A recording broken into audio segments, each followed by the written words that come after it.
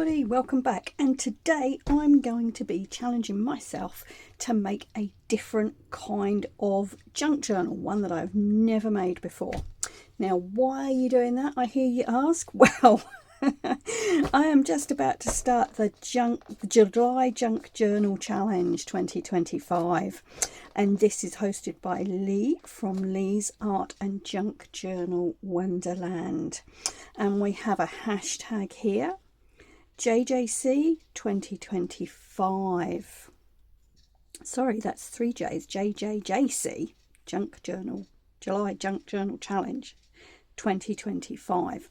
Now, this is, as I said, it's a challenge being run by Leigh from Leigh's Art and Junk Journal Wonderland, and Leigh's picked up the baton, if you like. Meg at Meg Journals has traditionally run a July Junk Journal Challenge, and for some very good reasons she's decided not to do that this year, and Leigh, thankfully, thank you Leigh, has picked up the baton and is hosting this challenge for July. So we have prompts for the weekdays in July, and I'm going to be creating a journal,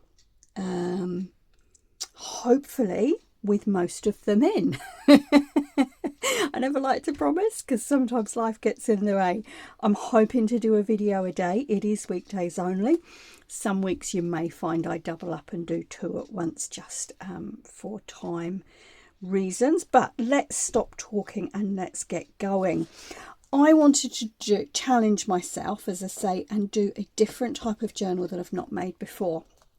Doing some research recently, I came across an interesting video from Natasha at Treasure Books, and the video is called, I'm going to read this, Flip Out Book Tutorial. And I thought, oh, that's interesting. And so I've never done this before, so you're going to have to, it may be a big disaster, it may be great, we'll see. I'm going to be doing this today. So I'm going to start, and you know, one of the things that attracted me about this is that you're not making your normal signatures, you're not having to fold paper, you can use any size paper you want, and you can orientate your paper the correct way, if you like. I'm not sure correct is it, but you know what I mean. So for example, if I wanted to use this piece in a journal where I'm putting signatures in, I would fold it this way, and then the text would be running up and down rather than side to side. What attracted me with this type of journal that I'm going to be making today is that you can put your pages whichever orientation you want them, so you can have your text the correct way. All right, I'm going to stop talking and start working. When you make these journals, they can be any size. I've got this, as you can see, this is a packaging box, some pasta. I quite like this size. I will measure it for you. Oh, it's a fraction over 5 inches by about 6 3/4, or 13 centimeters by 17. So that's the approximate size. What I'm going to do is to cut this front out, and I'm going to cover it in a piece of paper or scrapbook paper, and that's going to be my base. Once I've done that, I'll come back and show you how we're going to start. Okay, so all I've done is taken the front of that pasta box, cut it off, squared it up on my trimmer, and I have covered it with a piece of I think it was a bit of scrapbook paper that was left over from something else. Now at the moment we don't need to worry about the back, that will be covered later on, but this is going to form the base of the book. Now, so I've got that. The other thing I've collected up, I have collected up a whole stack of papers. Some of these are music, some are old books, all sorts of bits and pieces. Some are plain. You could use coffee dye paper, you can use old diary pages, you can use whatever you've got. That's a printable leftover from something else. got those. I've also got a stack of old envelopes. Some are used, some are you know, business envelopes with windows. Some of them, oh, there's an old airmail one there, there's a pretty one. So I've got some envelopes, I've got an old greetings card, I've got some magazine pages which I thought have got some quite nice colours and pictures on. I've got a few paper bags. I have a couple of pieces of paper which have napkins glued onto them, some bits of vellum, some odds and ends of scrapbook paper.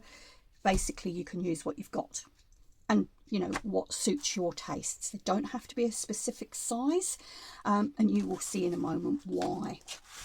So I collected all of those up now,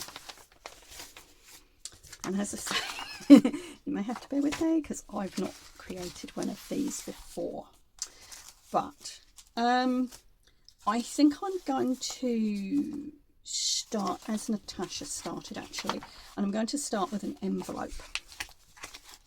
It doesn't really matter what order you do things in, but the basic idea is that this is it's like a flip book, and so you have some pages flipping this way and some pages flipping this way. Now I guess, and Natasha just had them flipping each side, but I guess you could also put some top and bottom as well. I'll think about that as I go along. Basically, all you do is, so this first one, for example, this is going to be my first page, and I'm going to glue. Now, one of the things that Natasha was really clear about in her video is that you need to leave a little gap. So when you're putting your pages in, don't sit your hinge right up against the base. You need to allow a little gap. I'm just like that, and that allows things to fold. I mean, these first ones, it's not quite so important, but as you get further up your pile, and you'll see what I mean in a minute, you need to allow a little gap, and it's almost like a spine that folds over. Okay, so that's my first page. Let's pull out a bit of book page for the next one. Now this is a little bit big, so I'm going to cut this down. I'm going to do this a full-size page, so just about there. I can never cut a straight line, so I prefer to use my trimmer. And I'm going to go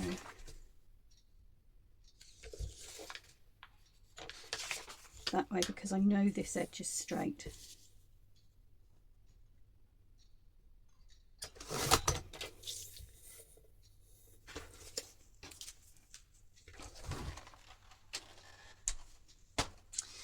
And then what I'm going to do is to make a hinge by folding the edge in like that. I'll just check you can see what I'm doing. Yes, you can. Okay. So I'm going to make a little hinge. And that hinge is going to sit in here. Now I also need to check that my page is not coming too far over this way. And no, it's not. So I'm going to glue that down. Glue on the hinge. And again, remembering to allow just a little bit of room. There's our second page. Now, you can have pages alternating like this, or you can have all one side folding in and then all the other side folding in. It doesn't really matter, that's entirely up to you. But what I'm going to do is to just build up pages using this same technique. So I'll do a couple more, talk you through a couple more, and then I will fast forward the video so that you're not bored to death. All right, so I've cut this piece to size.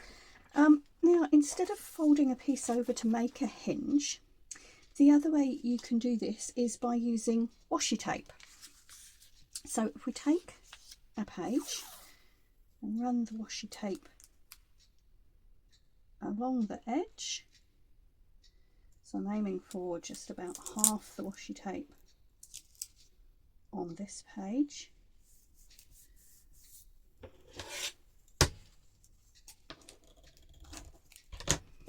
I'm going to turn that over, and I want it on this side. So I'm going to bring that in, excuse my head, I'm going to bring that in and line it up, just leaving a little bit of a gap. And I've done that completely wrong, haven't I? Fortunately, that's the washi tape, and we can take it off. Let's try that again. I want it that way, so I'm going to line it up like this, leaving just a little bit of a gap. There we go. And essentially you're using the washi tape as a hinge. Now you can put another piece of washi tape down there if you want to, if you don't want to see that gap. Or of course it may be covered anyway when you create and decorate your journal. So that's two ways of hinging your pages. And in her video, Natasha showed a third way as well. Now I'm going to use up this strip of paper left over from covering that back piece. And again, this is what I was saying earlier, the beauty of this is that you do not have to have full-size pages. They can be smaller and just like this. I'm just going to trim that down slightly.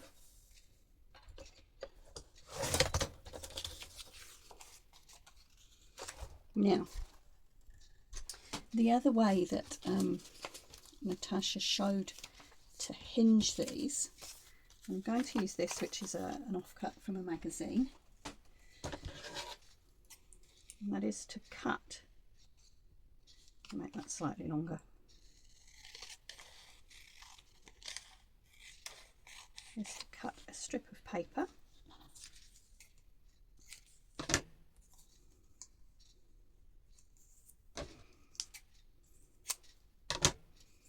like this and use it to make a hinge like this. Now they're probably a little bit too long, so let's cut down to about there.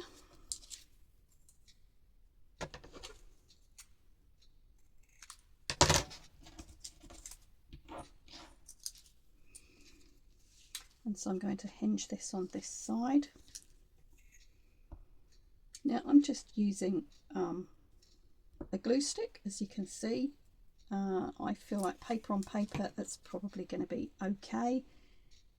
If I was using anything thicker, I would choose to use a slightly stronger glue. But I'm picking that this is going to be okay. So I've got my two hinges there.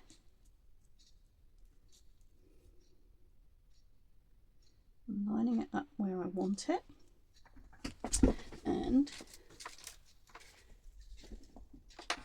just so that it doesn't move, that's where I want it. I'm going to put a little clip there, turn it over,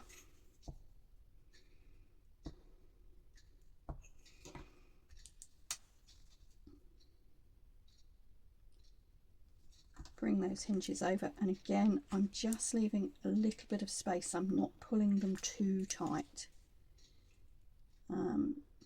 because don't forget, the chances are this journal is going to bulk out with beautiful ephemera and your artwork and things like that. Okay. Oh,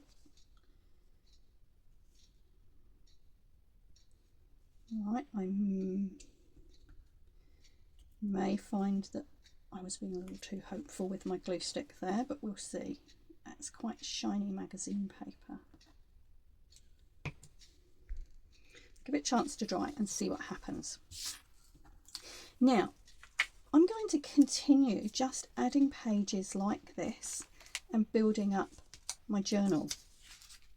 And of course, the other things you can do, if you want to, before you put pages in, you can stitch around them. You can use punches to create decorative edges. You can stitch lace on, whatever takes your fancy, really. So anything like that that you want to do before you put your journal pages in, you can do.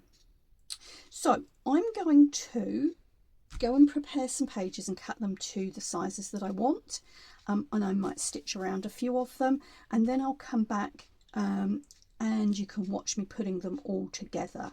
But the basic idea is that you keep building up like this, and then we do the cover afterwards. So it's kind of a reverse of journals that I've made before, where you do the cover first and then fill them. But we will come to that.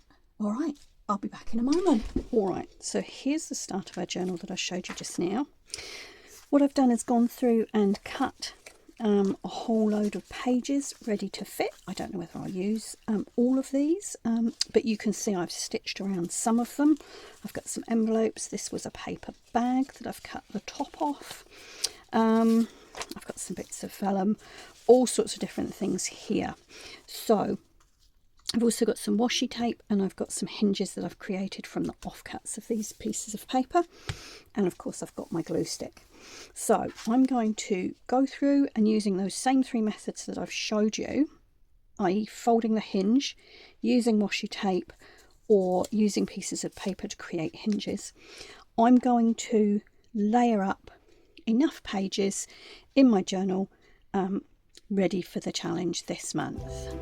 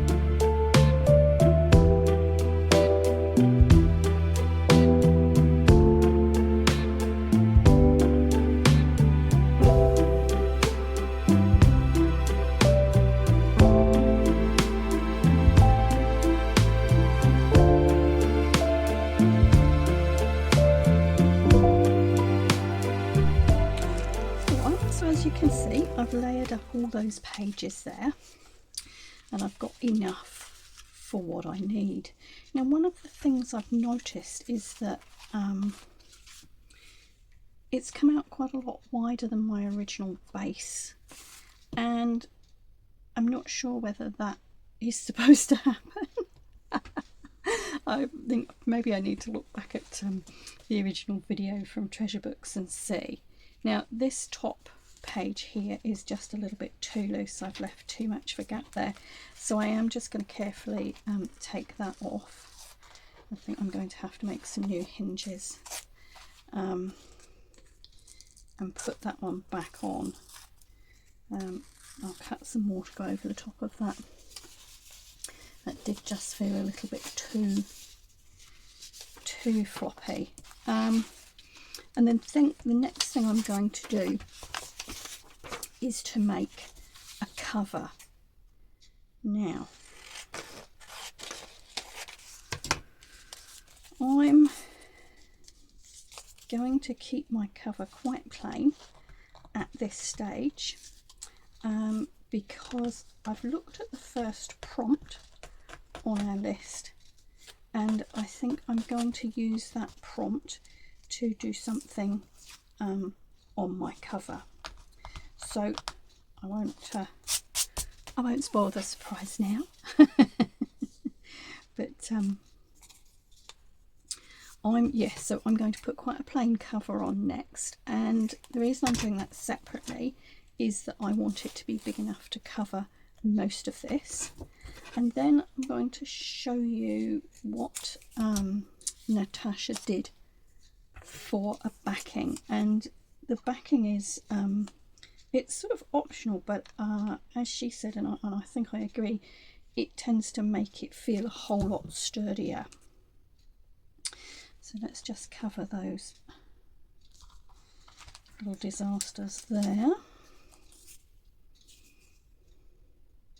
And as you will see, as I've gone through, I did decide to use the stronger glue, and I was using the Hinges. And I just feel that that works a little bit better. So let's line that up again and pull these two round. Now, as I say, this back bit doesn't matter because you're not going to see that.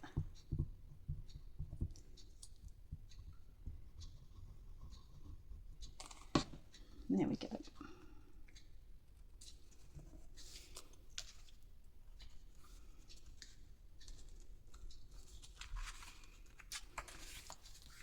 That's better, it's just not quite so floppy. Okay, now the next side to go on is this side, and what that means is my journal cover is going to open that way. Now, I'm actually okay with that. I know for some people you'd find that uncomfortable and want it to open this way, in which case you'd need an extra page in here if you were doing the alternating pages. Alright, so I'm going to have a little tidy up, and I'm going to find something and cut it to the right size for my cover. Okay, I found something quite interesting. Look at this. This is the back cover of a very old book, and attached to it was the back end paper. Now this, it's a bit battered, but it's still really, really strong, and so I'm going to use this as a back piece for my book, so for my journal rather. So what I'm going to do is to sit this on here, and I'm going to cut this board just slightly bigger than my whole stack that I have for my journal, if that makes sense. So I'm going to measure down there.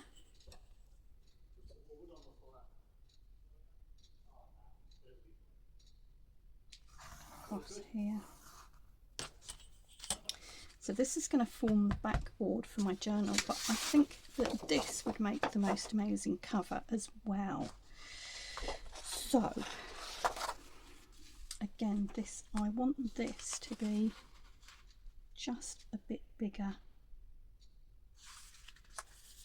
than my stack of pages, and I want to allow enough to bend round and make a hinge. So I'll put that down there.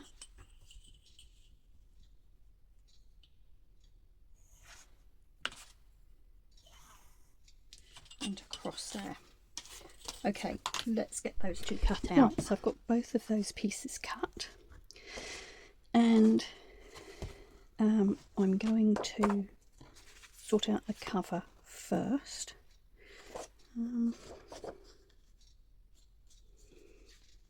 So I have cut this deliberately. I've cut this so that it is a little bit bigger than the rest of the pages. all the way around, and I would do that the same thing with a journal cover. Now this is quite thick paper, so I think I am going to use a slightly stronger glue on it.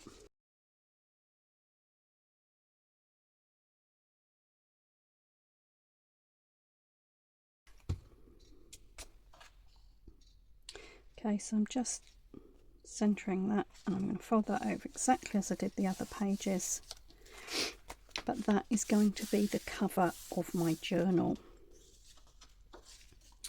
Now this is going to be the back piece, and yeah, I could leave it as it is.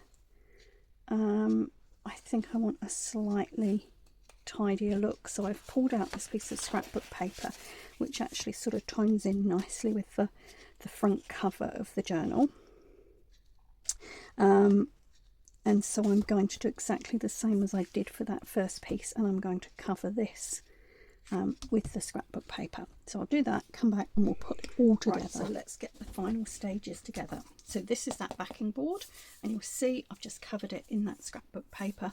I've left quite a large overlap here, because what we're now going to do is to put our journal pages onto here, and so I wanted not to be able to see, so I wanted to be able to see the scrapbook paper if there was any overhang.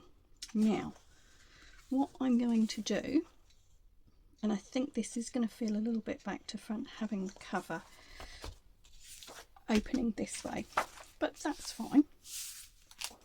I like to challenge myself. Alright, so what you can do now is just to glue that straight on. But the other thing I want to think about is a closure, and the easiest way to do that is to add it in before you stick this down. I'm just doing a very simple, this is a piece of fabric, it's sort of, I don't think it's silk, I think it's polyester, but if I said sari silk, that would be it would give you an idea of what it is. And what I'm going to do is just to even it up lengthwise, and I'm going to stick that down before I put this all together. Right, now you can do any sort of closure that you like on these, you know, as you would on a normal journal. I just think this is I like ties because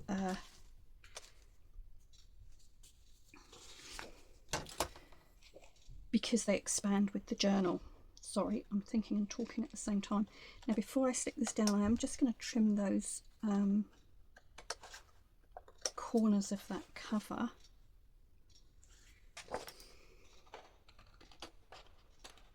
Just because that's slightly more aesthetically pleasing for me. And then we're going to glue.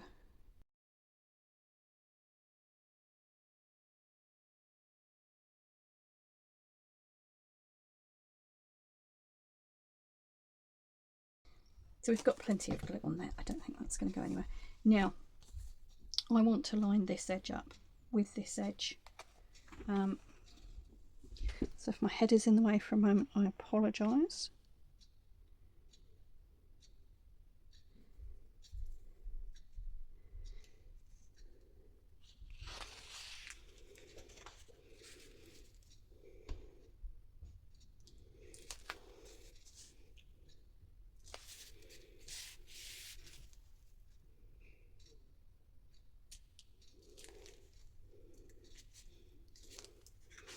Okay, so I'm actually going to put a weight on that and let that dry overnight now, but in essence this will tie like this.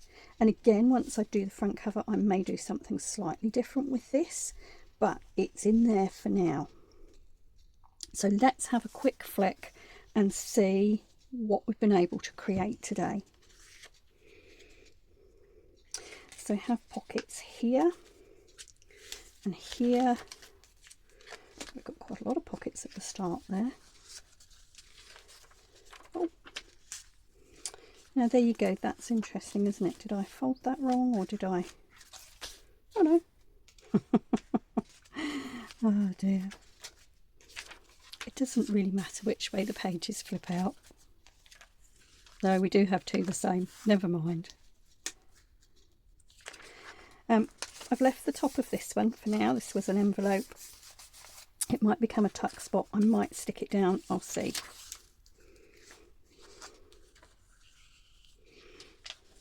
Now, where's that pocket?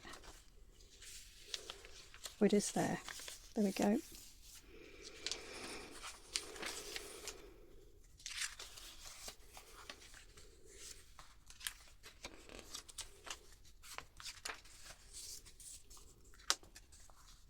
And there we are, there's our back piece. And again, at some stage during the project, this may well become decorated, or you could put a little notepad or anything you like in there. So thank you to Natasha at Treasure Books for the idea. As I say, this is the first journal I've made like this, so